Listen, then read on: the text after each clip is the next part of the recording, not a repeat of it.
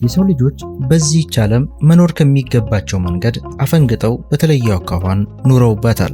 ፈጣሪ ከአፈር አበጅቶ ከፈጠራቸው ሰዓት ጀምሮም ከነሙሉ ነፃነት የተሰጠቻቸው ሕይወታቸውን ከፍ ወዳለ ደረጃ ለማሻሻል ሲሉ በሰሯቸው ስርየት የለሽ ስህተቶች ዓለም ባልታለመላት አቅጣጫ እንድትጓዝ አድርገዋታል። ሔዋን ዕፀ በለሱን ባትበላው ኖሮ የኖህ ዘመን የሰው ልጆች ጥፋት ባይከሰት ኖሮና እንዲሁም ሌሎች በየዘመናቱ የዓለምን አቅጣጫ ያስለወጡ ስህተቶች ባይከሰቱ ኖሮ ዛሬ ዓለማችን ምን አይነት ገጽታ ይኖራት እንደነበር ለመገመት አያቅተንም። ታዲያ አሁን ይህንን ሁሉ የሚነሳላችሁ ስርየት የለሽ ጸጸት ለመፍጠር ሳይሆን ቅድመ ዝግጅቱን ጨርሶ በፊት ለፊታችን እየጠበቀን ያለው አዲሱን የዓለም ስርዓት ለማስተዋወቅ ተብሎ ነው። ይህ የዓለማችን የወደፊት ዕጣ ፈንታ እንደሆነ የሚነገርለት አዲስ የዓለም ስርዓት ከበፊቱና አሁን ካለው የዓለም ስርዓት እጅግ በጣም የተለየና በሕዝቦች አኗኗር፣ በመንግስታዊ አስተዳደር፣ በኢኮኖሚያዊ ስርዓት፣ በሃይማኖትና በሌሎች ብዙ ሁኔታዎች ከዚህ በፊት ያልነበረ ለውጥ የሚያመጣ አዲስ ስርዓት ነው።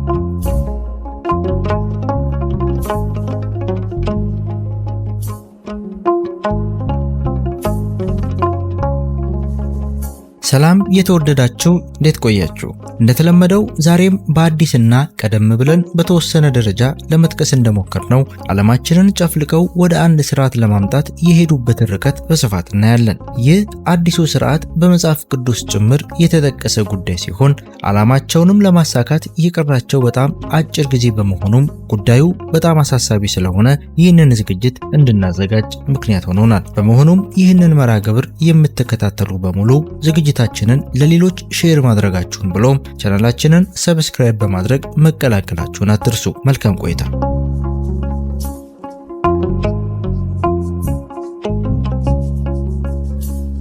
ብዙ ሰዎች ለዚህ አዲስ የዓለም ስርዓት ከተለየ አቅጣጫ የተለያየ አስተያየትና አመለካከት አላቸው። አንዳንዶች የእግዚአብሔር ፍቃድ ነው ይሉታል። ሌሎች ደግሞ አይቀሬው የሰው ልጅ የዝግመተ ለውጥ ሂደት ነው ይሉታል። አሁንም ሌሎቹ የፕላኔታችን የመንፈሳዊ ኃይል ውጤት ነው ብለው ያምናሉ። እንዲሁም ሌሎቹ የመንፈሳዊ ዓለም የመጨረሻ መዳረሻ እንደሆነ ይናገራሉ።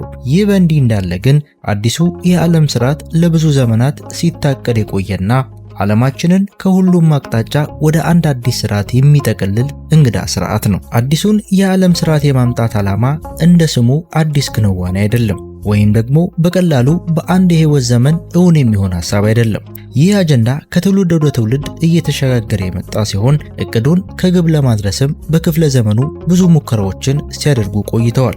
13ቱ የሰይጣናዊ ማህበር የዘር ሐረጋትም እያንዳንዳቸው ከትውልድ ወደ ትውልድ እየተቀባበሉ ሙሉ ህይወታቸውን ይህንን ዓላማ ለማሳካት አውለውታል። አምላካቸው ሰይጣንም ከባቢሎናውያኑ ስልጣኔ ጀምሮ በግብጽ በሮምና በታሪክ ሁሉ በነበሩ ሌሎች ታላላቅ ስልጣኔዎች ይህንን አዲስ የዓለም ስርዓት ለማምጣትና ዓለምን ሙሉ በሙሉ ለመቆጣጠር ታች ላይ ሲል ቆይቷል። ሆኖም ግን እስከ ቅርብ ጊዜያት ድረስ ሰይጣን ይህንን ህልሙን ሳያሳካ ቆይቷል። ባለፉት ጥቂት አስርት ዓመታት ግን የአጀንዳው እርምጃ ባለፉት ዘመናት ከነበረው ሂደት እጅግ በጣም ጨምሯል።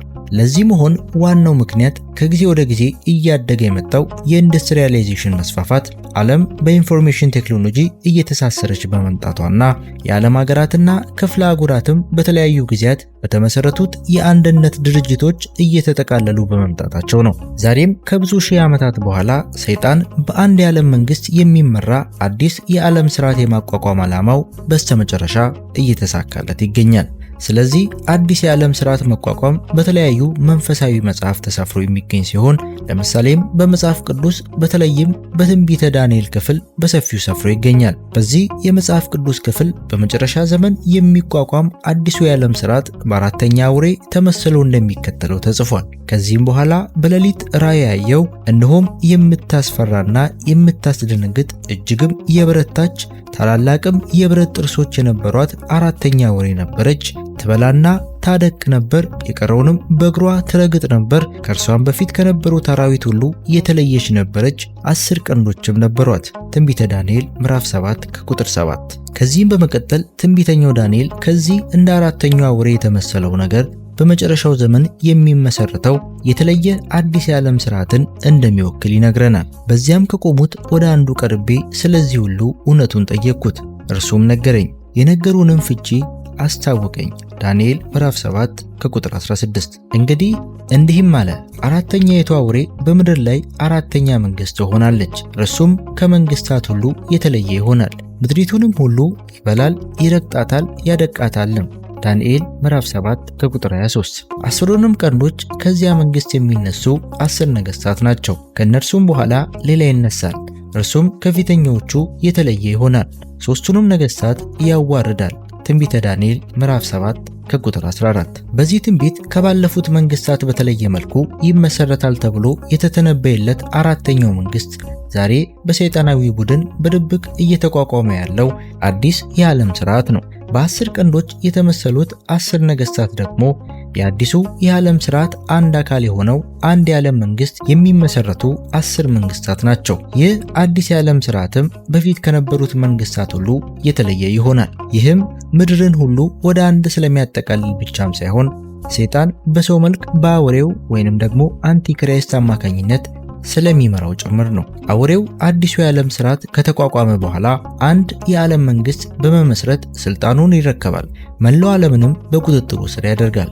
ይህን በተመለከተም የቀድሞዋ የቲዮሶፊካል ማህበር መሪ የነበረችው አሊስ ቤሪ በመጽሐፏ አዲሱ የዓለም ሥርዓት እስከዛሬ ድረስ በዓለም ሀገራት ያልሰፈነው አንድ ለሁሉምና ሁሉም ለአንድ በሚለው አመለካከት እንደሚመሰረት እንዲህ በማለት ጽፋለች።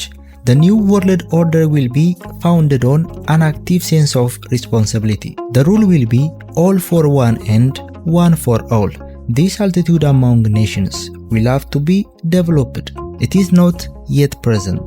ይህ የሰይጣናዊ ቡድን የመጨረሻው ዓላማ የሆነው አዲሱ የዓለም ሥርዓት በውስጡ ብዙ አጀንዳዎችን ያቀፈ ሲሆን ከነዚህም አንዱ የዓለም ሕዝቦችን በከፍተኛ ቁጥር መቀነስ ነው። ከ50 እስከ 90 የሚሆነውን የዓለም ሕዝብ እንዲወገድ የሚፈልጉት እነዚህ ቡድኖች ይህን ዓላማቸውን ለማሳካት የተለያዩ የሕዝብ ቁጥጥር ዘዴዎችንና ጭካኔ የተሞላበትን የቅነሳ አጀንዳዎችን ቀርጸዋል። ከነዚህም መካከል የቤተሰብ ዕቅድ፣ የውሃና ምግብ አቅርቦት በመበከል ሰው ሰራሽ ቫይረሶች፣ ሰው ሰራሽ ወረርሽኞች፣ ብዙ የክትባት ዘመቻዎች በመጠቀምና በድብቅ እየታቀደ ያለው ሶስተኛውን የዓለም ጦርነት በመክፈት የህዝብ ቁጥሩን በሚፈልጉት መጠን ለመቀነስ እያሴሩ ይገኛሉ። ከዚያም በዚህ መንገድ በተቀነሰውና በተዳከመው የዓለም ህዝብ ላይ የጨለማ አጀንዳቸውን ተግባራዊ ይሆናል።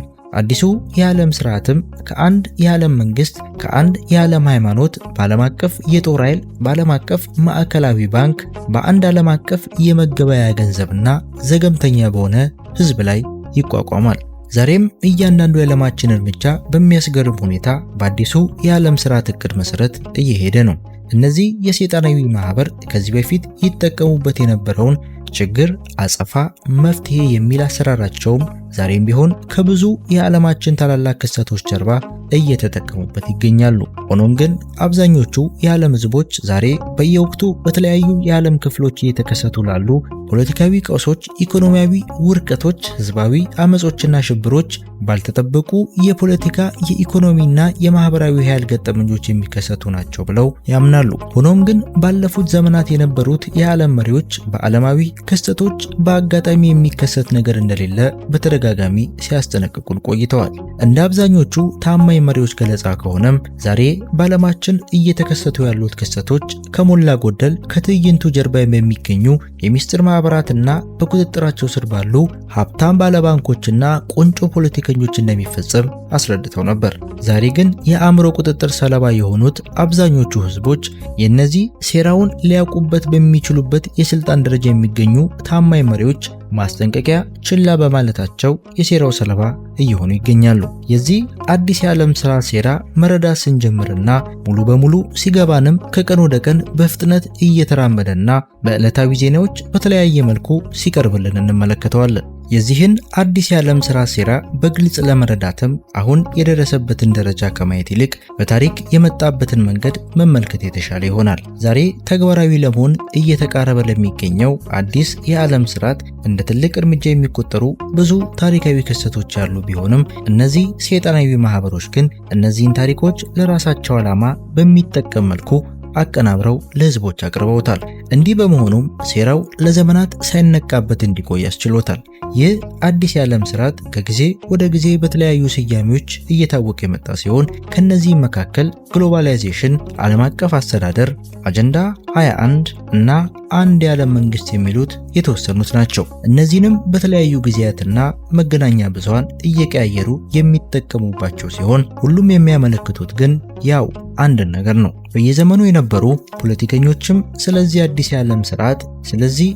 የዓለም ስርዓት ሂደት እንደ ትልቅ ለውጥ አድርገው እየተናገሩ የቆዩ ሲሆን ለምሳሌም የቀድሞው የአሜሪካ ፕሬዝዳንትና የዚህ ሰይጣናዊ ማህበር አባል የሆኑት ጆርጅ ሀርበርት ቡሽ በአንድ ወቅት እያስኬዱ ስላሉት አዲስ የዓለም ስርዓት ተናግረውም ነበር። ካለፉት ጥቂት አስርት ዓመታት ወዲህም የአዲሱ የዓለም ስርዓት ሴራ እጅግ በጣም እየተጠናከረ የመጣ ሲሆን እቅዱን ተግባራዊ ለማድረግም የማታለል የኃይልና ሌሎች የተለያዩ መንገዶችን እየተጠቀሙ ይገኛሉ። ከነዚህም በቅድሚያ እየተጠቀሙበት ያለው መንገድ ይህ አዲስ የዓለም ስርዓት በሰው ልጆች አዎንታዊ ለውጥ እንደሚያመጣ ለዓለማችን ዘለቄታዊ ሰላምና ጥበቃም ብቸኛው አማራጭ መሆኑን ለዓለም ሕዝቦች በማሳመን በፈቃደኝነት እንዲቀበሉት ማድረግ ነው። ብዙ ሰዎችም በእነዚህ አባባላቸው ተታለው ዛሬ ያለው የዓለም ስርዓት ለኛ የሚመች አይደለም በማለት አዲሱን የዓለም ስርዓት ተግባራዊ የሚሆንበት ቀን በጉጉት እየተጠባበቁ ይገኛሉ። ይህ እንዳለ ሆኖም ግን እንደ ሁለተኛ አማራጭ የያዙት ኃይል የመጠቀም እቅዳቸው ተግባራዊ ሲሆን ከሁሉም በላይ ሀገር ወዳዶች፣ ብሔርተኞች፣ ሃይማኖት አጥባቂዎች በተለይም ክርስቲያኖች የሰለባው ክፉኛ ተጠቂዎች ይሆናሉ። ይህን በተመለከተም ዌልስ የተባለ ጸሐፊ The New World Order በተሰኘው መጽሐፉ ቁጥር የለሽ ህዝቦች አዲሱን የዓለም ስርዓት እንደሚጠሉትና እየተቃወሙትም እንደሚሞቱ ጽፎ ነበር። ከአዲሱ የዓለም ስርዓት ጀርባ ብዙ የሚስጥር ማህበራት፣ የታላላቅ ባንክ ባለቤቶች፣ ቁንጮ ፖለቲከኞችና እንዲሁም ሌሎች ብዙ ዓለም አቀፍ ድርጅቶችና ኮርፖሬሽኖች ይገኛሉ። በውስጡም ዓለማችንን ወደ አንድ ስርዓት የሚጠቅልሉ ብዙ አጀንዳዎችን ያቀፈ ሲሆን ከነዚህም መካከል አንድ የዓለም መንግስት፣ አንድ የዓለም ኢኮኖሚና አንድ የዓለም ሃይማኖት የማቋቋም አጀንዳዎቹ ዋነኞቹ ናቸው። በመጀመሪያ አንድ የዓለም መንግስት። ወደንም ጠላንም የዓለም መንግስት ሊኖረን ይገባል። ብቸኛው ጥያቄ ይህ የዓለም መንግስት የሚሳካው በኃይል ይሆን ወይስ በፈቃደኝነት የሚለው ነው። ጄምስ ፖል እንደጻፈው አንድ የዓለም መንግስት የማቋቋም ሐሳብ ከመጀመሪያው የዓለማችን መሪ ናምሩድ ጀምሮ በየዘመኑ በነበሩ ታላላቅ ስልጣኔዎች ሲታሰብ ቆይቷል። ምንም እንኳ እስከ ዛሬ ድረስ ሙሉ በሙሉ ባይሳካም የተለያዩ መንፈሳዊ መጻሕፍትና ትንቢቶች ግን ይህ አንድ የዓለም መንግስት በመጨረሻ ዘመን መመስረቱ አይቀሬ እንደሆነ ያስረዱናል። ከ2000 ዓመታት በፊት ሐዋርያው ዮሐንስ በራእይ በተገለጠለት መሰረት በፍጻሜው ዘመን ስለሚመሰረተው አንድ የዓለም መንግስትና በአንድ የዓለም ኢኮኖሚ ስርዓት ስር ስለሚተዳደረው ማህበረሰብ ተንብዮም ነበር። ዛሬ ይህ ትንቢት ይፈጸም ዘንድ ዓለማችን ከሁሉም አቅጣጫ ወደ አንድ የዓለም መንግስት እየገሰገሰች ትገኛለች። የአዲሱ የዓለም ስርዓት መሪ አጀንዳ የሆነው አንድ የዓለም መንግስት ከድሮ ዘመን ጀምሮ በጥንቃቄ እየታቀደ የመጣ ድብቅ ሴራ ነው። ወደዚህ የዓለም መንግስት የሚደረገው ጉዞም በህዝቦች እንደ አዎንታዊ እርምጃ እንዲታይና ተቀባይነት እንዲያገኝ ብዙ ድብቅ አጀንዳዎች ሲካሄዱ ቆይቷል። ባለፉት ጊዜያት ሲከሰቱ የነበሩ ታላላቅ ፖለቲካዊ፣ ኢኮኖሚያዊና ማህበራዊ ቀውሶችም ይህ አንድ የዓለም መንግስት ለህዝቦች እንደ መፍትሄ ለማሳመን የተፈጠሩ ናቸው።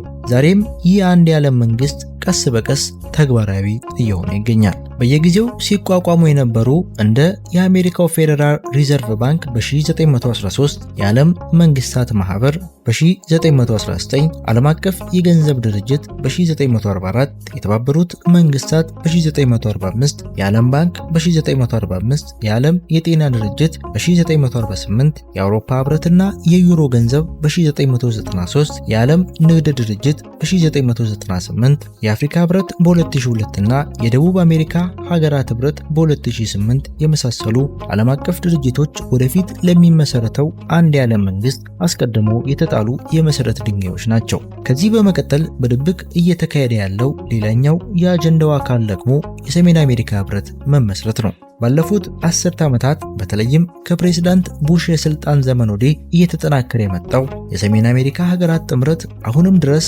አሜሪካ፣ ሜክሲኮና ካናዳን የሚያስተሳስሩ ድንበሮች እንደተደመሰሱ ሲሆን በእነዚህም ምትክም አዳዲስ አውራ ጎዳናዎች እየተሰሩና ሌሎች ብዙ ስምምነቶች እየተደረጉ ይገኛሉ። በዚህም ብዙ የሴራ ተመራማሪዎች በእነዚህ 3 ሀገራት አዋሳኝ ድንበሮች በመሰባሰብ ህዝቡን ቀጥሎ ስለሚመጣው ነገር ሲያስጠነቅቁ ቆይተዋል። ከዚያም በሂደት ላይ ያለው የሰሜን አሜሪካ ህብረትና ሌሎች ስራቸውን ያጠናቀቁ አህጉራዊ ህብረቶችና ዓለም አቀፍ ድርጅቶች ሁሉም በአንድ ላይ ተጠቃለው በአንድ የዓለም መንግስት የሚመራ አንድ ትልቅ ህብረት ይመሰርታሉ። በዚህም ሁሉንም ሉዓላዊ ሀገራት ማህበረሰቦችና ድንበሮቻቸው በዚህ ሁሉን አቀፍ አንድ የዓለም መንግስት ይተካሉ። እነዚህ ሰይጣናዊ ማህበሮች ይህንን ዓላማቸውን እውን ለማድረግ በታሪክ ሁሉ ብዙ እንቅስቃሴዎችንና ድብቅ ሴራዎችን ሲያካሂዱ ቆይተዋል።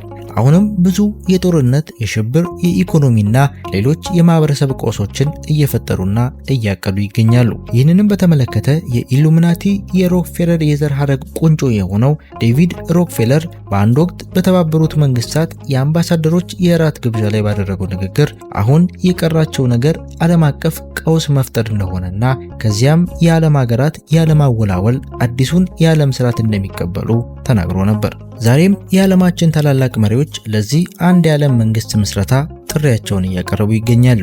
ይህ ሁሉ ቢሆን ግን የዓለም ህዝብ የሚያውቀው አንዳችም ነገር የለም። ከሴራው ሚስጥራዊነትም በላይ ለህዝቦች አለመንቃት ዋነኛ ምክንያቶቹ የሰው ልጆች የተፈጠረባቸው አስቸጋሪ የህይወት ኃላፊነቶች፣ ገደብ የለሽ የመዝናኛን መንገዶችና ሌሎች ተመሳሳይ የአእምሮ ቁጥጥር ሴራዎች ናቸው። በትንቢተ ዳንኤል የአዲሱ የዓለም ስርዓት አንድ ዓለም መንግስት መስራቾች ተብለው የተተነበየላቸው 10 መንግስታት ከአሁን ጀምሮ በድብቅ እየተመሰረቱ ይገኛሉ። ዛሬ ዓለምን በተለመደው ሁኔታ ብንመለከታት ምንም አዲስ ነገር ላናይ እንችላለን። በዓለም አቀፍ ደረጃ በድብቅ እየተካሄዱ ያሉት ሚስጥራዊ ሴራዎች ብንመለከት ግን እውነትም በዓለም ፍጻሜ ዘመን እየኖርን እንደሆነ እንረዳለን። ከ2000 ዓመታት በፊት የነበሩት ትንቢቶች ግን አሁን ዝግጅቱን በምንከታተል ወቅት እንኳን ሳናስተውላቸው እየተፈጸሙ ይገኛሉ። የዚህ አንድ የዓለም መንግስትና ስለሚመሰርቱት 10 መንግስታት ከትንቢተ ዳንኤል በተጨማሪ በዮሐንስ ራእይ በተመሳሳይ መልኩ እንደሚከተለው ተተንብየው ይገኛሉ። የዮሐንስ ራእይ ምዕራፍ 17 3 በመንፈስም ወደ በረሃ ወሰደኝ፣ የስድብን ስሞች በሞሉበት 7 ራሶችና 10 ቀንዶችን ባሉበት በቀይ አውሬ ላይ አንዲት ሴት ተቀምጣ አየሁ። 7 መልአኩም አለኝ፣ የምትደነቅ ስለምንድን ነው? የሴቲቱን ምስጢርና የሚሸከማትን 7 ራሶችና 10 ቀንዶች ያሉትን የአውሬው ምስጢር እኔ እነግርሃለሁ። ከ9 እስከ 10 ጥበብ ያለው አእምሮ በዚህ ነው። 7ቱ ራሶች ሴቲቱ የተቀመጠችባቸው 7 ተራሮች ናቸው። 7 ነገስታት ደግሞ ናቸው። 5ቱ ወድቀዋል፣ አንዱም አለ፣ የቀረውም ገና አልመጣም። ሲመጣም ጥቂት ጊዜ ሊቆይ ይገባዋል። 12 ያያቸውንም 10ሩ ቀንዶች ገና መንግስትን ያልተቀበሉ 10 ነገስታት ናቸው። ዳሩ ግን ከአውሬው ጋር ለ1 ሰዓት እንደ ነገስታት ስልጣን ይቀበላል። በዚህ የመጽሐፍ ቅዱስ ክፍል በ7 ቀንዶች ተመስለው ከቀረቡት 7 የዓለም መንግስታት መካከል የወደቁት 5ቱ ባቢሎን፣ ግብጽ፣ ግሪክ፣ ሜዶንና ፋርስ ሲሆኑ አንዱም አለ ተብሎ የተነገረለት 6ኛው መንግስት ደግሞ ይህ የመጽሐፍ ቅዱስ ክፍል በሚጻፍበት ወቅት የነበረው የሮም መንግስት ነው። ወደፊት እንደሚመጣ የተነገረለት 7ኛው መንግስት ደግሞ ከሁሉም የተለየ የሚሆነው የአዲሱ የዓለም ስርዓት አንድ የዓለም መንግስት ነው። ምንም እንኳን ዛሬ እንደ አሜሪካ፣ ቻይናና ራሽያ የመሳሰሉ የዓለማችን ሀያላን ሀገራት ቢኖሩም በ5ኛው ክፍለ ዘመን ከወደቀው የሮም መንግስት ቀጥሎ የመጣ ምንም አይነት የዓለም መንግስት ግን የለም። ይህ ከሁሉም መንግስት የተለየ ይሆናል ተብሎ የተነገረለት አዲስ የዓለም ስርዓት በትንቢተ ዳንኤል በ10 ቀንዶች የተመሰሉ 10 መንግስታት እንደሚኖሩ የተጻፈ ሲሆን በዮሐንስ ራእይም በተመሳሳይ መልኩ ተጽፎ እናገኘዋለን። በአሁኑ ጊዜም ፖለቲካዊና ኢኮኖሚያዊ ስርዓቶችን በማማከል እየታቀዱ ያሉት የአህጉራዊ ክፍፍሎች ከላይ ከተጠቀሱት ትንቢቶች ጋር በሚገርም ሁኔታ የሚጋጠሙ ናቸው። የሰይጣናዊ ቡድን ከፊል ሚስጥራዊ የፖለቲካ ቡድን የሆነው የሮም ቡድን በአዲሱ የዓለም ስርዓት ስለሚኖር 10 መንግስት እቅድ ነድፎ አዘጋጅቷል። ይህ በታላላቅ የፖለቲካ ቡድኖች እውቅናና ድጋፍ ያገኘ እቅድ በካናዳ፣ ሜክሲኮና አሜሪካ ያለውን ድንበር በማጥፋት የሰሜን አሜሪካ ህብረትን በዝርዝሩ የመጀመሪያው ደረጃ አስቀምጦታል። በአጠቃላይ በሮም ቡድን የተነደፉ 10 የወደፊት መንግስታት የሚከተሉት ናቸው። አንደኛ መንግስት ካናዳና አሜሪካ የሰሜን አሜሪካ ህብረት፣ ሁለተኛ መንግስት የአውሮፓ ህብረት ወይንም ምዕራብ አውሮፓ፣ ሶስተኛ መንግስት ጃፓን፣ አራተኛ መንግስት አውስትራሊያ፣ ኒውዚላንድ፣ ደቡብ አፍሪካ፣ እስራኤልና የፓሲፊክ ደሴቶች፣ አምስተኛ መንግስት ምስራቅ አውሮፓ፣ ስድስተኛ መንግስት ላቲን አሜሪካ፣ ሜክሲኮ፣ ማዕከላዊና ደቡባዊ አሜሪካ፣ ሰባተኛ መንግስት ሰሜን አፍሪካና መካከለኛው ምስራቅ ሙስሊሞች፣ ስምንተኛ መንግስት ማዕከላዊ አፍሪካ፣ ዘጠነኛ መንግስት ደቡብና ደቡብ ምስራቅ ኤስያ፣ አስረኛ መንግስት ማዕከላዊ ኤስያ ናቸው። በፍጻሜው ዘመንም እነዚህ 10 መንግስታት የዓለማችን የመጨረሻዎቹ 10 መሪዎች ይሆናሉ። እነዚህም ሁሉ አንድ ዓላማ አላቸው። ይህም በመጽሐፍ ቅዱስ እነዚህ አንድ ሐሳብ አላቸው፣ ኃይላቸውንና ስልጣናቸውንም ለአውሬው ይሰጣሉ። ራእይ ምዕራፍ 17 ከቁጥር 13 ተብሎ እንደተጻፈው ስልጣናቸውን አሳልፈው ለአውሬው ወይንም ደግሞ አንቲክራይስት ይሰጣሉ። የዛሬዎቹ የአዲሱ የዓለም ስርዓት ሴረኞች አንዱ የዓለም መንግስት ሲመሰረት ማትሪያ በመባል በሚታወቀው ታላቁ መሪያቸው እንደሚመራ ይገልጻሉ። መጽሐፍ ቅዱስም ይህ ሰይጣናዊ መሪ በአዲሱ የዓለም ስርዓት ከሚፈጠረው 7ኛው የዓለም መንግስት እንደ 8ኛው መንግስት ሆኖ እንደሚመጣ ይነግረናል። በዚህ አንድ የዓለም መንግስት መካከለኛ የሚባል ማህበረሰብ አይኖርም። የገዢዎችና አገልጋዮች ስርዓት ብቻ ይሆናል። መላው ዓለምም በተመሳሳይ ህግና ስርዓት ይገዛል። ዓለም አቀፍ ፍርድ ቤቶች፣ የጦርና ፖሊስ ኃይሎች እንዲሁም ሌሎች ብዙ ዓለም አቀፍ ድርጅቶችም በመንግስቱ ሁነኛ አስፈጻሚ ኃይሎች ይሆናሉ። ለአንድ የዓለም መንግስት ታዛዥና ታማኝ አገልጋዮች ለሚሆኑ ሁሉም የተደላደለ የኑሮ ሁኔታ ይኖራቸዋል። ለዚህ ሁሉ ተገዢ የማይሆኑ ማንኛውም አመፀኛ አካላት ግን የጥፋት መዓት ይደቀንባቸዋል፣ በሞትም ይቀጣሉ። ከአዲሱ የዓለም ስርዓት ሴራ መጨረሻም ከ7ኛው የዓለም መንግስት እንደ 8ኛው መንግስት ሆኖ የሚመነጨው ሰይጣናዊ መሪና ከስሩ የሚሾሙ 10 መንግስታት ይኖሩታል። እነዚህ የሰይጣናዊ ቡድኖች ዋነኛ ዓላማም በዚሁ መንገድ እውን ይሆናል። አውሬውም መላው ዓለምን ይቆጣጠራል። እነዚህ ሁሉ ክስተቶችም ከብዙ ዘመናት በፊት በተለያዩ መንፈሳዊ መጻሕፍት ተተንብየው ነበር። በዚህም በሰይጣናዊ ቡድን የዘመናት እቅዶችና አስደናቂ የመጽሐፍ ቅዱስ ትንቢቶች በሚገርም ሁኔታ ይገጣጠማሉ። በአሁኑ ጊዜም በዓለማችን እየተፈጠሩ ያሉት ክስተቶችም እነዚህ ቀደምት ትንቢቶች የሚያስፈጽሙ ናቸው። የዛሬዎቹ የዓለማችን ታላላቅ መሪዎችም ለዚህ የአዲሱ የዓለም ስርዓት ዋነኛ አካል የሆነውን አንድ የዓለም መንግስት ለማምጣትና መላው ዓለምን ወደ ለየለት ጥፋት ለመክተት በኃይለኛ ሁኔታ እየተንቀሳቀሱ ይገኛሉ። አንድ የዓለም ኢኮኖሚ የገንዘብ መድረሻ የአንዲት ሀገር መድረሻ ነው፣ ሁሌም ይሆናል። ዝነኛው የገንዘብ ኤክስፐርት ዶክተር ፍሪትስ ፒክ እንደተናገረው እንደ ጥንታዊ የሚስጥር ማህበራት መሰረቶች ተደርጎ የሚቆጠሩ ናይትስ ቴምፕላር እና ሌሎች ቅድመ የሚስጥር ማህበራት የዓለማችን የመጀመሪያው ባንክ መስራቾችና የታላላቅ ባንኮች ባለቤቶች ነበሩ። ከዚህም ባለፈ የሚስጥር ማህበራቶቹ እንዲመሰረት ከፍተኛው ሚና የተጫወቱት በወቅቱ የብዙ ታላላቅ ባንኮች ባለቤት የነበሩት የሮትስቻይልድ ቤተሰቦች ናቸው። ማህበሩ በሚመሰረትበትም ወቅትም መሪዎቹ ዓለምን ለመቆጣጠር የኢኮኖሚ ቁጥጥር ዋነኛ መሳሪያቸው እንደሚሆን አልዘነጉትም ነበር። ዛሬም ቢሆን ለሚስጥር ማህበራቶቹ ከሚስጥራዊነታቸው በመቀጠል ዋነኛ የኃይል ምንጫቸው የዓለም ኢኮኖሚ ቁጥጥራቸው ነው። የዓለማችንን ትልቁን የኃይል ፍሰት ለማግኘት ትልቁ የገንዘብ ፍሰት ምንጭ ማወቅ ይኖርብናል። የኃጢአት ሁሉ ምንጭ ገንዘብ ነው የሚለውን ጥቅስ በሚገባ ለመረዳትም በተመሳሳይ መልኩ የገንዘብ ሁሉ ምንጭ ምንድነው የሚልን ጥያቄ መመለስ ይኖርብናል። ይህም በታሪክ ሁሉ በነበሩ የዓለም ጦርነቶች፣ ሽብሮችና ከሌሎች ጥፋቶች ጀርባ ፋይናንስ ሲያደርጉ የነበሩ ዓለም አቀፍ የግል ባንኮች ናቸው።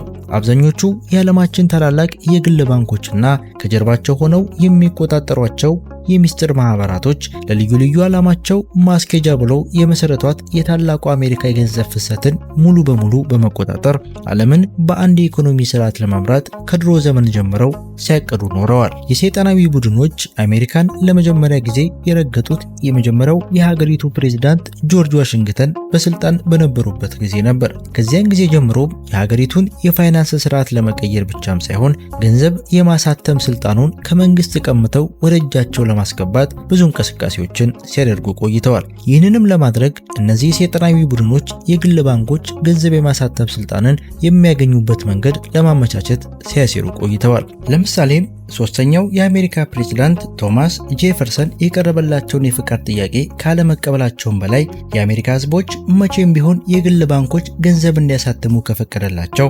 አባቶቻቸው በመሰረቷት የግል ባንኮች ገንዘብ እንዲያሳትሙ ከፈቀዱላቸው፣ አባቶቻቸው በመሰረቷት ሀገር ዜጎቿን ሁሉ ንብረታቸውን ቀምተው ቤት አልባ እንደሚያደርጓቸው አስጠንቅቀው ነበር። ከቶማስ ጄፈርሰን ቀጥለው የመጡ ፕሬዝዳንቶች በሀገሪቱ የባንክ ጉዳይ እየተከራከሩና እያስጠነቀቁ አልፈዋል። በተለይም ሰባተኛው የሀገሪቱ ፕሬዝዳንት አንድሪው ጃክሰን አብዛኛውን የስልጣን ዘመናቸው በዚህ የግል ባንኮች ጉዳይ እየታገሉ ነበር ያሳለፉት። ከዚህም በባሰ መልኩ አብርሃም ሊንከንና ጆን ኤፍ ኬኔዲም በዚህ ጉዳይ ምክንያት ህይወታቸውን አጥተዋል። እነዚህ ሰይጣናዊ ቡድኖች አሜሪካን ከረገጡበት ጊዜ አንስቶ ከሀገሪቷ ገንዘብ የማሳተም ስልጣን በስተቀር ሌሎች ብዙ የሀገሪቱ የስልጣን ቦታዎች እና ድርጅቶችም ቀድሞ ለመቆጣጠር ችሎ ነበር። ከዚህም ባለፈ 32ኛው የሀገሪቱ ፕሬዝዳንት በነበሩት ፍራንክሊን ዴላኖ ለተባባሪያቸው በጻፉት ደብዳቤ ታላላቅ የፋይናንስ ማዕከላት ከአንድሪው ጃክሰን የስልጣን ዘመን ጀምሮ የሀገሪቱን መንግስት ጭምር ሲቆጣጠሩ እንደቆዩ ጽፈው ነበር። በስተመጨረሻም የሰይጣናቱ ማህበር ለዘመናት ሲጠሙት የነበረው ገንዘብ በእጃቸው የማሳተም ዓላማ እውን ሆነ። ብዙ ፕሬዝዳንቶች የታገሉለትና የሞቱለት ጉዳይ በቀላሉ በእጃቸው ገባ። በ1910 እንደ አውሮፓውያን አቆጣጠር ብዙ የፖለቲካ ቡድኖችና ባለባንኮች በጆርጂያ ደሴት ባደረጉት ሚስጥራዊ ስብሰባ የግል ባንኮች ገንዘብ የማሳተም ስልጣን የሚያገኙበት እቅድ ተነደፈ። ከዚያም በ1913 እንደ አውሮፓውያን አቆጣጠር ገንዘብ የማሳተም ስልጣኑን ከአሜሪካ መንግስት ወደ ግል ባንኮች ያስተላለፈው የፌዴራል ሪዘርቭ ባንክ ተመሰረተ። የሚገርመው ነገር ግን ይህ ባንክ ዛሬም ድረስ በዓለም ሕዝብ እንደ የመንግስት ባንክ ተደርጎ ይቆጠራል። ሆኖም ግን ባንኩ የፌዴራሎቹ ይሁን የመጠባበቂያ ባንክ አይደለም። የፌዴራል በሚል ስም መመስረቱ ግን ለሚስጥራዊነታቸውና ህዝቦችን ለማታለል እንደ ከፍተኛ መሳሪያ ተጠቅመውበታል። የቀድሞው የአሜሪካ ባንኮች ኮሚሽን ሊቀመንበር የነበረው ሉዊስ ማክፋደን በአንድ ወቅት የፌዴራል ሪዘርቭ ባንክ የዓለማችን በጣም ምግባረ ብልሹ ተቋም መሆኑን ተናግሮም ነበር። ይህ የዓለማችን ታላቁ የፋይናንስ ዝውውር ማዕከል የሆነው ባንክ መቆጣጠራቸውም የአዲሱ የዓለም ስርዓት ሴረኞች በቀላሉ የዓለም የኢኮኖሚ ስርዓትን እንዲቆጣጠሩ አስችሏቸዋል። የዓለም ፖለቲከኞችም የግል ባንኮችና ካምፓኒዎችም የገንዘብ ዝውውርንና የዓለም ገበያ ቁጥጥሩን ህጋዊ አድርገውታል። እነዚህ የግል ባንክ ኮርፖሬሽኖች ገንዘብን በራሳቸው እያሳተሙና ዝውውሩን እየተቆጣጠሩ ዓለምንና ህዝቦቿን በዕዳና በኢኮኖሚ ቀውስ ሲያንገላቱት ኖረዋል። በአንድ ወቅትም የአሜሪካው ሜርኩሪ መጽሔት ስለማይታየው የገንዘብ ኃይል ባስነበበው ጽሑፍ በታሪክ ሁሉ ኮሚኒዝምን፣ ፋሺዝምን፣ ማርክሲዝምንና ሌሎች ርዕዮተ ዓለሞችን ፋይናንስ ሲያደርግ የቆየው ይህ ድብቅ የገንዘብ ኃይል አሁንም የሰው ልጆችን በባርነት ለመቆጣጠር ለመግዛት እየሰራ መሆኑን አስነብቦም ነበር። እነዚህ የሰይጣን ቡድኖች ዋነኛ የኢኮኖሚ ቁጥጥር ዘዴዎቻቸው በቀውስ ጊዜ ለታላላቅ የዓለም መንግስታትና ነገስታት በከፍተኛ ወለድ ገንዘብ ማበደር ነው። ለዚህ ሁሉ ምሳሌ የሚሆነው በአሁኑ ወቅት ከ13 ትሪሊዮን ዶላር በላይ የደረሰው የአሜሪካ ብሔራዊ ዕዳ ነው። የዚህ ሁሉ ገንዘብ አበዳሪዎችም ሴረኞቹ የፌዴራል ሪዘርቭ ባንክ ባለቤቶች ናቸው። ከቅርብ ጊዜ ወዲህም በተለይም ፕሬዝዳንት ባራክ ኦባማ ስልጣን ከተረከበ ወዲህ የአገሪቱ ብሔራዊ ዕዳ ከእርሱ በፊት ከነበሩት የ43ቱ ፕሬዝዳንቶች አጠቃላይ ዕዳ በላይ ከፍ ሊል ችሏል። በአሁኑ ወቅትም የፌዴራል ሪዘርቭ ባንክ የዓለማችን ትልቁ የመንግስታት የብድር ማዕከል ሆኖ ይገኛል። በስተመጨረሻም ውስብስብ የሚስጥር ማህበራት የባንክ አሰራር ዋነኛው የፋይናንሳዊ እንቅስቃሴያቸው ማዕከል ወደ ሆነችው ቤልጂየም ይመራናል። በዚህ ማዕከላዊ ባንካቸውና በሌሎች ቅርንጫፎቻቸው አማካኝነት አጀንዳቸውን ያራምዳሉ፣ ካምፓኒዎቻቸውን ያንቀሳቅሳሉ፣ እንዲሁም ሌሎች ወደ ዓላማቸው የሚያደርሱ የጥፋትና የቀውስ ክስተቶችን ፋይናንስ ለማድረግና ለመፍጠር ይጠቀሙበታል። ከዓለም አቀፍ የግል ባንኮች ጀርባ የሚገኙት እነዚህ ሰይጣናዊ ማህበሮች ከፍተኛ የኢኮኖሚ ውድቀቶችና የዋጋ ግሽበቶች በማስከተል አሁንም ብቸኛው አማራጭ አንድ የዓለም የመግባቢያ ገንዘብ በመተግበር ላይ መዋል መሆኑን ለማሳመን ከፍተኛ ጥረት እያደረጉ ይገኛሉ። ባለፉት ጊዜያትም እንዲሁ ተመሳሳይ ዘዴዎችን በመጠቀም አህጉራዊ የመገበያያ ገንዘብ ለመፍጠር ችለዋል። ዓለም አቀፍ የገንዘብ ድርጅትም IMF ከ1940ዎቹ ጀምሮ እየተስፋፋ የመጣው በሚጠራው የባንኮር የመገበያያ ገንዘብ ተግባር ላይ ለማዋል ሀገራትን ሲገፋፋ ቆይተዋል። ዛሬም ቢሆን ተከታታይ የኢኮኖሚ ውድቀቶችን በየወቅቱ በማስከተል ዓለምን በአንድ የኢኮኖሚ ስርዓት ለማስተዳደር እያሴሩ ይገኛሉ። የዚህ ስርዓት ዋነኛ አካል የሆነው አንድ የዓለም የመገበያያ ገንዘብ ተግባራዊነትም ከመጋረጃው ጀርባ በዝግታ እየተራመደ ይገኛል። በ2008 እንደ አውሮፓውያን አቆጣጠር በራሻው ፕሬዝዳንት የተዋወቀው የወደፊቱ የዓለማችን አንድ የመገበያያ ገንዘብም ከጊዜ ወደ ጊዜ በብዙ ሀገራት ተቀባይነት እያገኘ መጥቷል። ራሽያ፣ ቻይና፣ ማሌዥያ፣ ኢንዶኔዥያ፣ ታይላንድ፣ ካዛኪስታን እና ሌሎች ብዙ ሀገራትም ይህንን አንድ የዓለም የመገበያያ ገንዘብ ተግባራዊ ለማድረግ ግፊት እያደረጉ ይገኛሉ። የተለያዩ ጥናቶች እንደሚያሳዩ ይህ አንድ የዓለም የመገበያያ ገንዘብ በሚቀጥሉት ጥቂት አስርት ዓመታት ተግባራዊ እንደሚሆን ይጠበቃል። በዚህ ሁሉ ሴራ የተሰማሩት ፖለቲከኞች፣ የግል ባለባንኮችና ካምፓኒዎችም የተወሰኑት እቅዱ ተግባራዊ ሲሆን ከሚገኘው ጥቅም ለመቋደስ ሲሆን፣ አብዛኞቹ ደግሞ ከዚህም ባለፈ እስከ ታላቁ አዲስ የዓለም ስርዓት ተግባራዊነት እያሴሩ የሚገኙ ናቸው። በዚህ ሁሉ ሴራ እየተታለሉ የሚገኙት ዘገምተኛዎቹ የዓለም ህዝቦችም እቅዱ ተግባራዊ ሲሆን የስርዓቱ ቀንደኛ ሰለባዎች ይሆናሉ። አሁንም ወደፊት እንዲከሰቱ እየታቀዱ ያሉት ከፍተኛ የኢኮኖሚ ውድቀቶች በህዝቦች ዘንድ ከሚፈጠሩ ፍራቻና ለመረጋጋት በተጨማሪ የዓለም ሀገራትም ተመሳሳይ የፋይናንስ ቀውሶች በድጋሚ እንዳያጋጥሟቸው በመስጋት የአንድ ዓለም የመገበያያ ገንዘቡን እንደ መፍትሄ አድርገው ይቀበሉታል። ይህ የአንድ ዓለም የኢኮኖሚ አጀንዳቸው በዚህ መልኩ ተቀባይነት ካገኘ በኋላም የአውሮፓ ማዕከላዊ ባንክ ከአህጉር አልፎ የመላው ዓለም የኢኮኖሚ ማዕከል ይሆናል። ከዚህም የገንዘብ መድረሻ የአንዲት ሀገር መድረሻ ነው እንደተባለው ይህ አንድ የዓለም ኢኮኖሚ ስርዓትም የዓለማችን የመጨረሻ መዳረሻዋን ይወስናል። ከዚህ ሁሉ ጀርባ የነበሩት የአዲሱ የዓለም ስርዓት ሴረኞች ወደ የትኛውም የፈለጉት መንገድ ይመሩናል። ከዚህም የአዲሱ የዓለም ስርዓት ሴረኞች የአንድ የዓለም ኢኮኖሚ ስርዓት አማካኝነት መላው የዓለም ህዝብ ለታላቁ ሰይጣናዊ መሪያቸው ስም ወይም የስሙን መለያ ቁጥር በግንባራቸውና በቀኝ እጃቸው ላይ እንዲያትሙ ያስገድዷቸዋል። ይህንን በተመለከተ መጽሐፍ ቅዱስ በዮሐንስ ራእይ ምዕራፍ 13 ከቁጥር 17 የአውሬውን ስም ወይንም የስሙ ቁጥር ያለው ምልክት የሌለበት ማንም ሊገዛ ወይም ሊሸጥ እንዳይችል ይደረጋል በማለት በአንድ የዓለም ኢኮኖሚ ስርዓት ስር ስለሚተዳደረው የወደፊቱ ማህበረሰብ ሁኔታ ይነግረናል። በአጠቃላይ ይህ የአዲሱ የዓለም ስርዓት ሴረኞች ዋነኛ አጀንዳ የሆነው የአንድ የዓለም ኢኮኖሚ ስርዓት ሴራ በስተመጨረሻም የዓለም ህዝቦችን በፋይናንሳዊ ኃይል ለመቆጣጠር ታላቁ መሪያቸው ወይንም አንቲክራይስት እንደ እግዚአብሔር እንዲመለክ የሚያስገድዱበት ዋነኛ መሳሪያቸው ይሆናል። ይህ አጀንዳ ሙሉ በሙሉ የተሳካ እንደሆነም ከፖለቲከኞችና መንፈሳዊ ባለስልጣናት ጋር የተቀናጀ አሰራር ይኖረዋል። ይህም ማለት አዲሱ የዓለም ስርዓት ሀገራትን ወደ አንድ ማህበር በማጠቃለል ከሚፈጥረው አንድ የዓለም መንግስትና የዓለም ኢኮኖሚን አንድ ላይ በማጠቃለል ከሚመሰረተው አንድ የዓለም ኢኮኖሚ ስርዓት በተጨማሪ መንፈሳዊ አጀንዳቸውን የሚያስፋፉበት የአንድ የዓለም ሃይማኖት አጀንዳም ይኖረዋል። አንድ የዓለም ሃይማኖት፣ አንድ የዓለም መንግስትና አንድ የዓለም ኢኮኖሚ በተጨማሪ ሌላኛው የአዲሱ የዓለም ስርዓት ዋነኛ አጀንዳ አንድ የዓለም ሃይማኖት ነው። ይህ የአዲሱ የዓለም ስርዓት ሃይማኖትን የአዲሱ ዘመን ሃይማኖት ኒው ኤጅ ሪሊጅን በመባል ይታወቃል። ካለፉት ጥቂት ዓመታት ወዲህ በከፍተኛ ቁጥር እያደገ የመጣው የአዲሱ ዘመን ሃይማኖት የሰው ልጆችን ዘር፣ ጾታ፣ ሃይማኖትና የኑሮ ደረጃን ሳይለያይ በአዲሱ የወንድማማችነት መንፈስ የሚያስተባብር ሁሉን አቀፍ ሃይማኖት ነው። የዚህ የወደፊቱ የዓለማችን ሃይማኖት ዋነኛ ዓላማም የሰው ልጆች ለሚመጣው የሰላም፣ የደስታና የታደሰው ዘመን ብቁና ዝግጁ ማድረግ ነው። የሆሊውድና በሌሎች ብዙ የመገናኛ ብዙሃን እንደ የዓለም ፍጻሜ ተደርጎ ብዙ ሲወራለት የነበረው የታህሳስ 21 2012 ቀን እንደተወራለት አልሆነም። ምክንያቱም እውነታው በማያውያንና በሌሎች ጥንታዊ ስልጣኔዎች የዘመን አቆጣጠር መሰረት ያቺ ቀን የዓለም ፍጻሜን ሳይሆን የዘመን ፍጻሜን ስለምታመለክት ነው። በአስትሮሎጂያዊ ስርዓት መሰረት ምድር በየ2000 ዓመታት ወደ አዲስ የዞዲያክ ምልክት ትዘዋወራለች። እንደ የአዲሱ ዘመን ሃይማኖት አባባል ከሆነም የ12/21 2012 ቀን ከአስትሮሎጂያዊ ዘመነ ፓይሲስ ወደ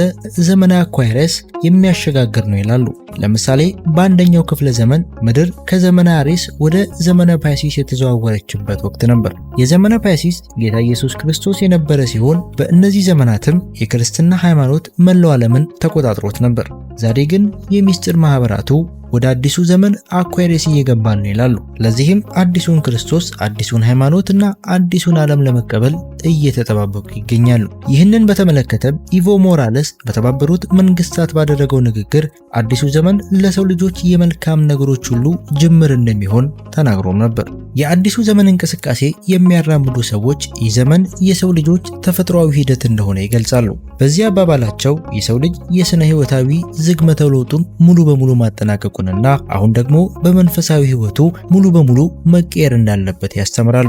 በአዲሱ ዘመን ሃይማኖት እምነት መሰረት የሰው ልጅ መንፈሳዊ ህይወት የመጨረሻ ዝግመተ ለውጥ እንደ እግዚአብሔር መሆን ነው ይላሉ። የሰው ልጆች እዚህ ደረጃ ላይ ሲደርሱም ያ አስደናቂ አዲሱ ዘመን ከአንድ የዓለም መንግስት፣ ከአንድ የዓለም ኢኮኖሚና ከአንድ የዓለም ሃይማኖት ጋር በተለየው አለመሆን ይሆናል። ታዲያ ይህ ሁሉ ወንድማማችነትና ህብረት የሚፈጥረው በፍላጎት ወይም እንደ ምርጫ ሳይሆን በሰይጣናዊ አምልኮ ዶክትሪን ነው። ይህንን የማይቀበሉ ሁሉም ደግሞ እጣ ፈንታቸው ሞት ይሆናል። ይህንን በተመለከተም በተባበሩት መንግስታት የፕላኔታሪ ኢኒሺዬቲቭ ዳይሬክተር ዴቪድ ስፓንግለር ሰይጣንን ለማምለክ ፈቃደኛ ያልሆነ ማንም ሰው ወደ አዲሱ የዓለም ስርዓት ይሁን አዲሱ ዘመን እንደማይቀላቀል ጽፎ ነበር። የአዲስ ዘመን ሃይማኖት የሚመሰረተው አዳዲስ የሃይማኖት ስርዓቶችን በመፍጠር ሳይሆን በጥንታዊ ዘመን ሲካሄዱ የነበሩ የአረማውያን እና የባዕድ አምልኮ ሃይማኖቶችን መልሶ በማምጣት ነው። እነዚህ ሃይማኖቶችም በየዘመናቱ በተለያዩ የማህበረሰብ ክፍሎች የባዕድና የጣዖት አምልኮች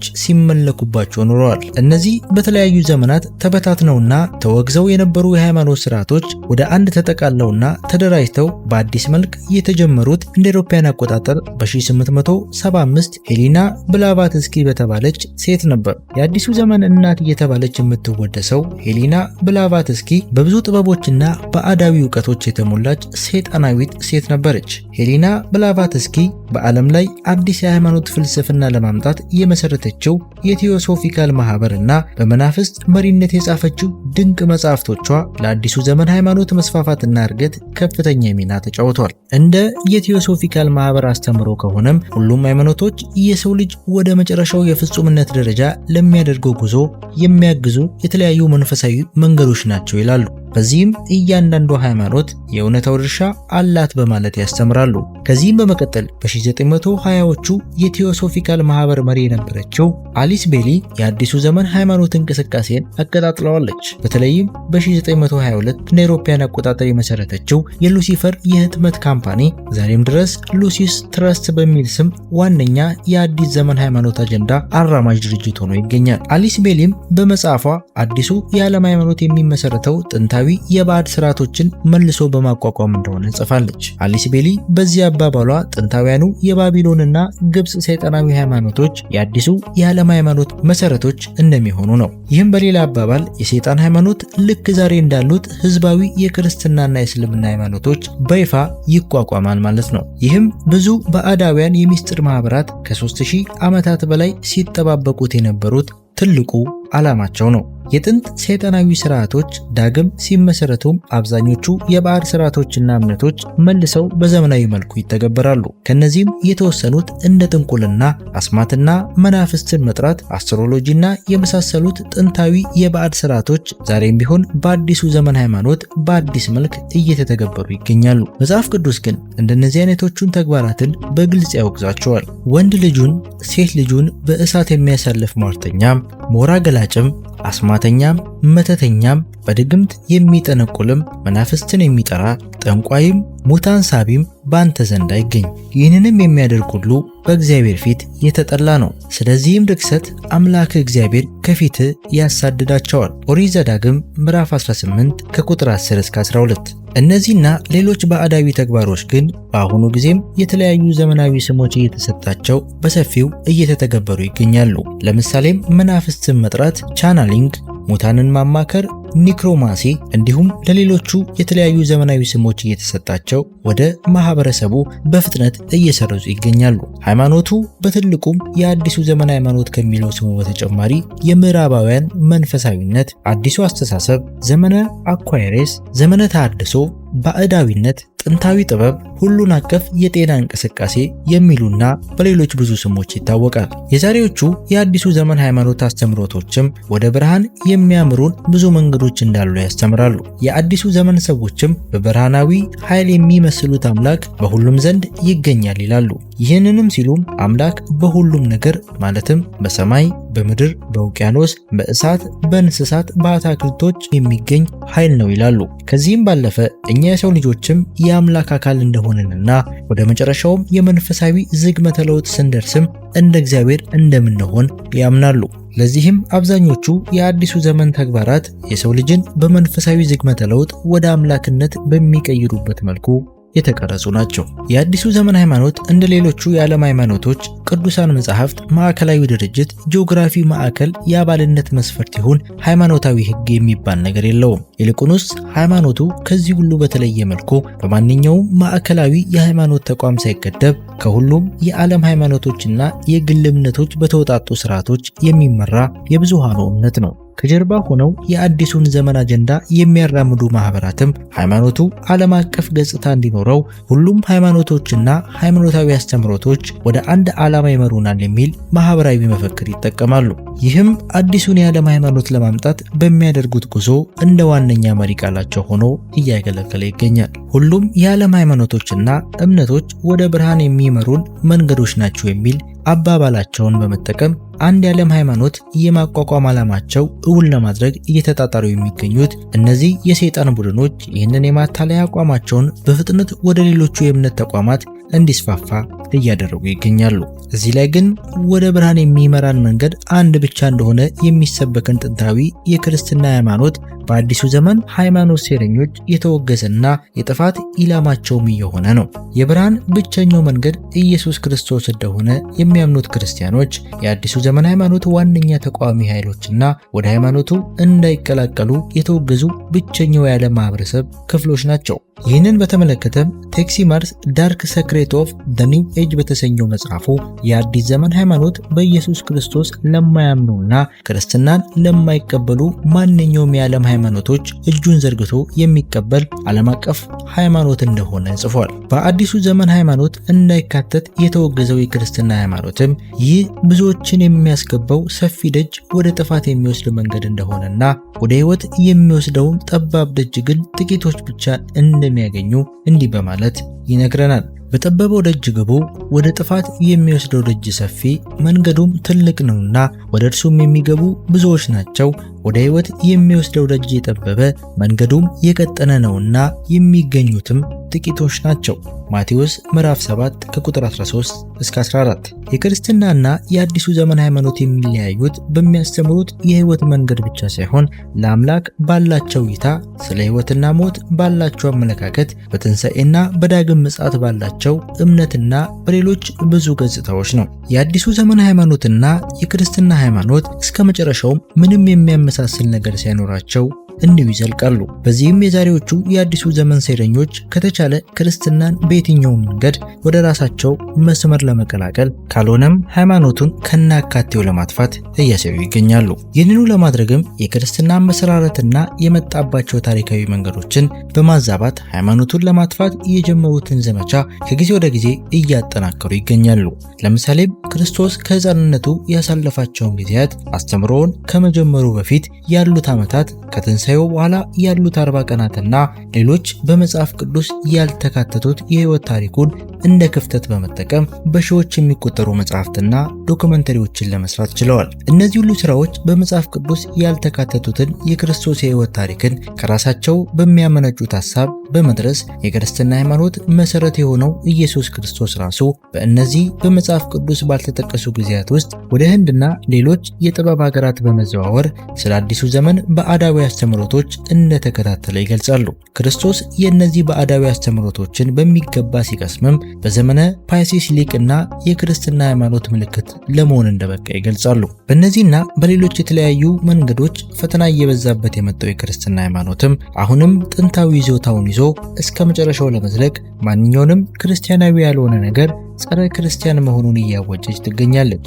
የክርስትና ሃይማኖት በአዲሱ ዘመን ሃይማኖትና በአጠቃላይ በአዲሱ የዓለም ስርዓት የጥፋት ኢላማ ውስጥ ሊገባ የቻለበት ዋነኛው ምክንያት ከአጀንዳዎቹ የሚጣጣም ባለመሆኑን ብቻም ሳይሆን የሃይማኖቱ አስተምሮዎች የጨለማ አጀንዳቸውን ከማንኛውም የሃይማኖት ተቋማት በላይ አብጠልጥለው ስለሚያጋልጡ ነው። በአሁኑ ጊዜም የአዲሱ ዘመን ሃይማኖት ወደ ተለያዩ የማህበረሰብ ክፍሎች ሰርጎ በመግባት የስኬት ጎዳናውን እየጠረገ ይገኛል። የእምነቶችን ህብረት የሚያጠናክሩ ኮንፈረንሶችና ስብሰባዎች በየወቅቱ በመላው ዓለም እየተካሄዱ ይገኛሉ። የዓለማችን ታላላቅ የሃይማኖት መሪዎች ትኩረታችን ሁሉ አንድ ላይ ወደሚያስተባብረን የጋራ እምነቶቻችን ላይ መሆን እንዳለበት እያግባቡ ይገኛሉ።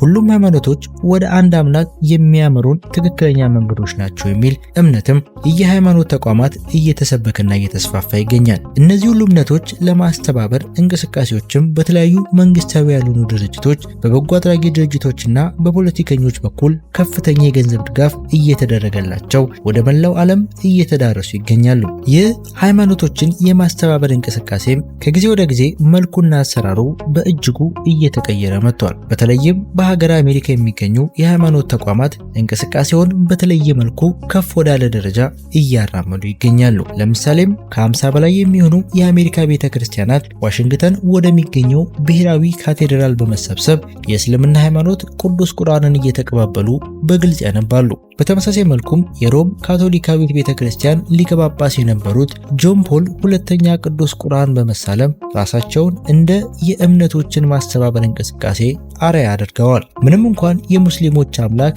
ልጅ የሚባል እንደሌለው የሚገልጽ ቢሆንም ሊቀ ጳጳሱ ግን ሙስሊሞችን እኛ የምናመልከውን አምላክ ያመልካሉ በማለት ተናግረዋል። ከዚህም ባለፈ ሊቀ ጳጳሱ በሚቀጥሉት 10 ዓመታት በአንድ የዓለም መንግስት እንደምንኖርና ይህ የህልውናን መሰረታዊ ጉዳዮች የመወሰን ፍጹማዊ ስልጣን የሚኖረው መንግስትም ወደፊት መመስረቱ አይቀሬ መሆኑን ተናግረው ነበር። እነዚህ ሁሉም የእምነቶችን ማስተባበር እንቅስቃሴ አካላት ሲሆኑ ዓላማቸውም በሃይማኖቶች መከባበርና መተባበር ስም አንድ የዓለም ሃይማኖት መመስረት ነው። እነዚህ በአሁኑ ወቅት እየተካሄዱ ያሉት ቅዱስ ቁርአንን ማንበብ የመሳሰሉ የማስተባበር ስነ ስርዓቶችም የነገው ትልቁ እንቅስቃሴ ጅምር ናቸው።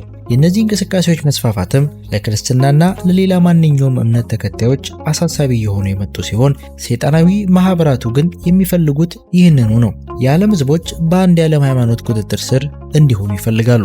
ይህንኑ ዓላማቸውን እውን ለማድረግም አጀንዳቸውን ከመቼውም ጊዜ በላይ እያፋጠኑት ይገኛሉ። በተለይም ከ1980ዎቹ ወዲህ በብዛት እየተስፋፉ የመጡት የአዲሱ ዘመን የሙዚቃ ስታይሎችና የህትመት ውጤቶች አጀንዳውን በከፍተኛ ፍጥነት እያራመዱት ይገኛሉ። እነዚህ ሁሉ የህትመት ውጤቶችና ሌሎች ብዙ የአጀንዳው መሳሪያዎች የዓለም ህዝቦች ለአዲሱ ዘመን ዝግጁ እንዲሆኑ እያነቃቁ ይገኛሉ። በአዳዊቷ አሊስ ቤሊም ታላቁ መንፈስ ከጥንታዊ እምነቶች እንደወጣና እውነተኛ መንፈሳዊ ብርሃንም በስተመጨረሻ በአዲሱ የዓለም ሃይማኖት ራሱን በመግለጥ ወደ አዲሱ መልክ እየተሸጋገረ መሆኑን አስታውቃ ነበር። ከዚህ ሁሉ በኋላም የአዲሱ ዘመን ሃይማኖት ሴረኞችና ተከታዮች የተባበረውን ዓለም የሚመራ ታላቅ መምህራቸውን ለመቀበል ይጠባበቃሉ። USA Today በተሰኘው መጽሔት በአንድ ወቅት The Christ is in the World በሚል ርዕስ ባስነበበው ጽሑፍ ይህንን በብዙዎች የሚጠበቀውን ታላቁን መሪ A Great World Teacher for People of Every Religion and No Religion በማለት ለሁሉም ሃይማኖቶችና አረማውያን የሚሆን ታላቅ መምህር ሲል አወድሶታል። ሎላ ዳቪስ የተባለ ጸሐፊም Toward a World Religion for the New Age በተሰኘው መጽሐፏ ታላቁ መምህር የዓለም ሃይማኖትን ለማቋቋምና ለመምራት አዳዲስ ራዕዮችን እንደሚያሳይ ጽፋም ነበር። ይህ በአዲሱ ዘመን ተከታዮች ቡዲስቶች፣ ሂንዱዎች፣ በአይሁዶችና በሌሎች ብዙ የዓለም ሃይማኖቶች የሚጠበቀው ታላቁ መምህር አብዛኛውን ጊዜ ጌታ ማትሪያ በሚል ስም ይታወቃል። ከአጀንዳው የተወገዙት ክርስቲያኖች ግን ይህንን ሰው የክርስቶስ ተቋሚ ወይንም አንቲክራይስት ወይም ደግሞ አውሬው በሚል ስም ይለዩታል። በመጨረሻም ግን እነዚህ የአጀንዳው ዋነኛ እንቅፋቶች የሆኑት ክርስቲያኖች በአዲሱ ዘመን ሃይማኖት በሚፈጠረው የሰይጣን አምልኮ ዘመቻ ዋነኛ የጥፋት ሰለባ ይሆናሉ። በስተመጨረሻም የአዲሱ ዘመን ሃይማኖት የመላው ዓለም መንፈሳዊ ሃይማኖት ይሆናል። በአጠቃላይ ይህ ሁሉ የአዲሱ ዘመን ሃይማኖት እንቅስቃሴ ከመጀመሪያዋ የዓለማችን ውሸት እንደገና በዘመናዊ መልኩ ታድሶ የቀረበ አጀንዳ ነው። ለሰው ልጆች ጥፋት የማይታክተው ሰይጣን በመጀመሪያ አዳምንና ሔዋንን እንደ እግዚአብሔር ትሆናላችሁ ብሎ በማታለል በሞት እንዲቀጡ ያደረገ ሲሆን አሁንም ለሁለተኛ ጊዜ ይህንን ቃል ኪዳኑን በማደስ በአዲሱ የዓለም ሃይማኖት አማካኝነት የሰው ልጆች ዘላለማዊ ሞት ያገኙ ዘንድ ከፍተኛ ጥረት በማድረግ ላይ ይገኛል። በአሁኑ ጊዜ ያለው አጠቃላይ አዲሱ ዘመን ሃይማኖት እንቅስቃሴም ስንመለከት የሰው ልጆች በእግዚአብሔር እንዳያደርጉት የተከለከሉትን ቢያደርጉ እነርሱ ራሳቸው ልክ እንደ ፈጣሪያቸው አምላክ እንደሚሆኑ ይሰብካል። ይህም ማለት የመጀመሪያው ውሸት ዛሬም ቢሆን በተለያየ መልኩ ዘላለማዊ ቅጣቱን ለሁሉም ለማዳረስ ዓለምን እየዞሩ ይገኛሉ። በአሁኑ ጊዜም ከፍተኛ ቁጥር ያላቸው ክርስቲያኖች እና የሌሎች ሃይማኖት ተከታዮች የአዲሱ ዘመን ሃይማኖት ማንነትን በውል ሲያረዱ እየተቀላቀሉት ይገኛሉ። ከነዚህም አብዛኞቹ ሃይማኖቱን ቀስ በቀስ እየተላመዱ ወደ ጥልቁ እየገቡ ሲሆን በመጨረሻ መድረሻውን አስቀድመው የነቁበት ተከታዮች ግን አሁንም ቢሆን ከሃይማኖቱ እየሸሹ ይገኛሉ። የቀድሞዋ የአዲሱ ዘመን ሃይማኖት ተከታይ የነበረችው ጆሃና ሚቼልሰን የተባለች ጸሐፊም ተመልሳ ወደ ነበረችበት የክርስትና ሃይማኖት ከመግባቷ በተጨማሪ የሃይማኖቱንና የአጀንዳውን ሰይጣናዊ ልምዶችንም The Beautiful Side of Evil በተሰኘው መጽሐፏ በሚገባ አጋልጠዋለች። በመጨረሻም ይህ የሰይጣናዊ ቡድን የአዲሱ የዓለም ስርዓት መንፈሳዊ አጀንዳ የሆነው አንድ የዓለም ሃይማኖት የሁሉም የዓለም ሃይማኖቶች መድረሻ ይሆናል። ካለፉት 60 ዓመታት ወዲህ በእጅጉ እየተጠናከረ የመጣው ይህ አጀንዳ ዛሬም ቢሆን ግዙፍ የመንግስትና የኢኮኖሚ ድጋፍ እየተደረገለት በዙሪያችን እየተራመደ ይገኛል። በቅርቡም መላው የዓለም ሕዝብ ሞቱንና ሕይወቱን የሚወስን ምርጫ እንዲያደርግ በዚህ ዓለም የጨለማ መሪዎች ይገደዳል። የሚያሳዝነው ነገር ግን ለብዙ ዓመታት የአእምሮ ቁጥጥር ሰለባ ሆኖ የቆየው አብዛኛው የዓለም ሕዝብ አሁንም በአዲሱ ዘመን መልካም ገጽታዎች ተታሎ ነፍሱን አሳልፎ መስጠቱ አይቀሬ በመሆኑ ነው። ዛሬም ለዚህ ሁሉ የሚሆን መድረክ በድብቅ እየተዘጋጀ ሲሆን አሁንም የመጀመሪያው ውሸት መልኳና ዋጋዋን ከፍ አድርጋ በቅርብ ርቀት የሚገኘውን የፍጻሜው ዘመን እየተጠባበቀች ትገኛለች። የሰይጣን ቡድኑ የመጨረሻ ዓላማ የሆነው አዲሱ የዓለም ስርዓት ከነዚህ በላይ የተጠቀሱት አንድ የዓለም መንግስት፣ አንድ የዓለም ኢኮኖሚና አንድ የዓለም ሃይማኖት አጀንዳዎቹ በተጨማሪ አንድ ዓለም አቀፍ ፍርድ ቤት፣ ዓለም አቀፍ የጦርና የፖሊስ ኃይሎች እንዲሁም ሌሎች ብዙ ሉላዊ እቅዶችን አቀናጅቶ ያቀፈ ግዙፍ ስርዓት ነው። ከዚህ ሁሉ ሴራ ጀርባም ዓለም አቀፍ ድርጅቶች፣ ኮርፖሬሽኖች፣ ፖለቲከኞች፣ ባለባንኮች እንዲሁም ሌሎች ብዙ ሚስጥራዊ ማህበራት ተሰልፈዋል። ልክ ዓላማቸው እውን ሲሆንም የዘመናት አጀንዳቸው ይፈጸማል። ዓለምን ለመቆጣጠር የሚደረገው ትንቅንቅም በእነርሱ አሸናፊነት ይጠናቀቃል። ያ ሁሉ እስኪሆን ዘገምተኛ የዓለም ሕዝብ እጁን አጣምሮ ከመመልከት ውጪ ሌላ አማራጭ አይኖረውም። ምክንያቱም ዛሬ እነዚህ አጀንዳዎች ከመጋረጃ ጀርባ በሚከናወኑበት ወቅት ህዝቡ ደግሞ በሆሊውድ፣ በሙዚቃው ኢንዱስትሪ፣ በስፖርቱና በመላው የመዝናኛ ኢንዱስትሪ ራሱን ጠምዶ ይገኛል። ለእንዲህ አይነቱ ጉዳዮች በህዝብ የተወከሉት የዓለም መሪዎችም ራሳቸውም ከአጀንዳው ጋር እያጣጣሙ ይገኛሉ። እነዚህ መሪዎች ከዚህ በፊት የተመሳሳይ ጾታዎች ጋብቻን፣ ፖርኖግራፊንና ውርጃን ህጋዊ ሲያደርጉ ህዝቡ በእርጋታ ተቀብሎታል። አሁንም አዲሱ የዓለም ስርዓት ስኬትን የሚጎናጸፈው በዚሁ የህዝቦች ዘገምተኝነትና አለመንቃት ነው። ከዚህ ቀድሞ ነገሮች እንዴት ወደ መጥፎ አቅጣጫ እየታጠፉ እንደሆነ እየተነገረን የሚመጡ ሁኔታዎችን ሲያለማመዱን ቆይተዋል። ህዝቡም ዛሬ በየወቅቱ እየተከሰቱ ያሉትን የኢኮኖሚ ውድቀቶችና የፖለቲካ ቀውሶች ያለምንም ጥያቄ እንደተለመዱ ነገሮች አድርጎ እየቆጠራቸው ነው። ነገ የዓለም መንግስታት፣ ሃይማኖቶች፣ የጦርና የፖሊስ ኃይሎች ወደ አንድ ዓለም እየተጠቃለሉ ሲመለከቱም ክስተቱን እንደተለመደ ነገር መቁጠራቸው አይቀሬ ነው። በቅርብ ጊዜም ምድር በኃይለኛ የዓለም መንግስት ቁጥጥር ስር ትሆናለች። የድሮውን የዓለም ስርዓት መሰረት ያደረጉት ሉዓላዊ ሀገራት እና ድንበሮቻቸውም ታሪክ ሆነው ይቀራሉ። ሁሉም ነገሮችም በቁንጮቹ ቁጥጥር ስር ይሆናል። አጠቃላይ ስርዓቱም ልክ እንደ መካከለኛው ዘመን የገዢና ተገዢ ስርዓት ብቻ ይሆናል። ህዝቡም የነፍሱን ዋጋ የሚያስከፍለው የአምልኮ ምርጫ ይቀርብለታል። በዚህ ሁሉ ሁኔታም ከግማሽ በላይ የዓለም ህዝብ እንደሚወገድ የተለያዩ ሊቃውንት ያብራራሉ። የቀሩት ጥቂት የሰው ልጆችም እስር ቤት በምትመስለው ፕላኔት በከፍተኛ ቁጥጥርና በተጨናነቀ ሁኔታ እንዲኖሩ ይገደዳሉ።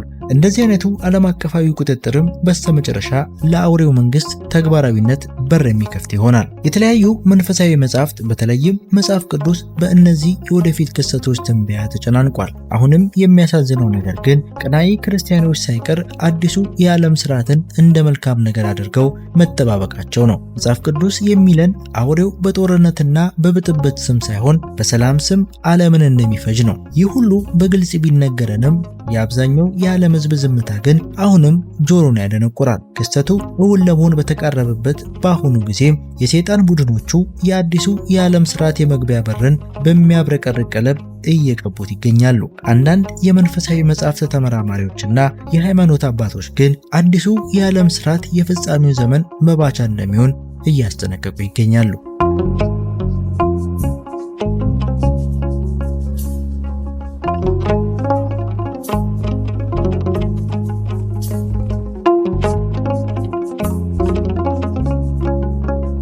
ወደ እናንተ ያደረስነው መርሃ ግብር ይህን ይመስል ነበር። ከዝግጅታችን በርካታ መረጃዎች እንዳገኛችሁ እርግጠኞች ነን። ያላችሁን ማንኛውንም አስተያየት ኮመንት ላይ ጻፉልን። ዝግጅቶቻችንንም ላይክ እና ሼር፣ ቻናላችንንም ሰብስክራይብ በማድረግ መቀላቀላችሁን አትርሱ። በቀጣይ በሌሎች መርሃ ግብሮች እንገናኛለን። ቸር ጊዜ፣ ሰላም ይገናኛል።